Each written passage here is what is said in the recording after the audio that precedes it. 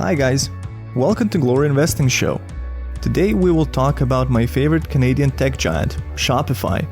If you are not new to our channel, you already know how bullish we are on Shopify stock, amazing e-commerce company coming from Ottawa, Canada.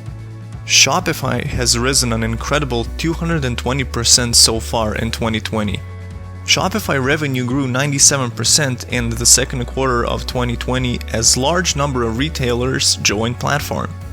Shopify has released its financial results for second quarter, the period which ended June 30th, 2020, recording a total revenue of $714.3 million, a 97% increase from the same quarter in 2019.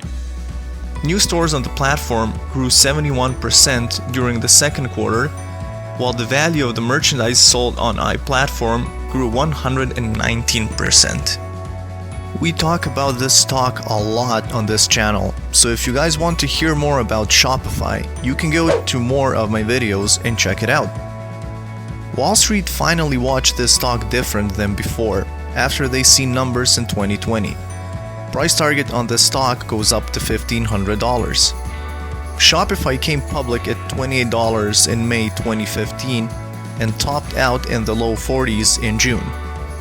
President Harley Finkelstein was on CNBC's Squawk Box Thursday and talked about the potential boom in e-commerce sales. Finkelstein says the company took a survey with results showing 77% of consumers will participate in the Black Friday and Cyber Monday sale. The survey showed 55% of them will only participate online rather than attending the local stores. For Black Friday in 2019, Shopify had amazing $870,000 sales in a minute.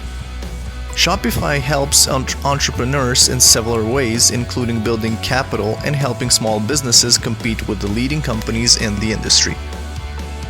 E-commerce businesses should anticipate a 265% growth rate from $1.3 trillion in 2014 to $4.9 trillion in 2021. I'm happy that I finally see the Indian market blowing up soon, opening doors to more potential customers. This shows a future of steady upward trend with no signs of decline. What Shopify President Harley had to say about shift of consumer preference in the market.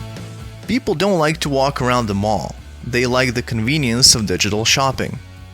Joining us for more is Harley Finkelstein, who was just promoted from Shopify COO to President today. Congratulations, Harley.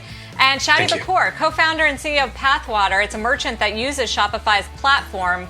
We're happy to have you both because, Harley, we talk about Shopify all the time, and it's been this moonshot of a stock pre-pandemic and really during the pandemic as well. And I'm not sure a lot of people understand why you are now bigger than many retailers in terms of your market value, like an eBay that you might compete with.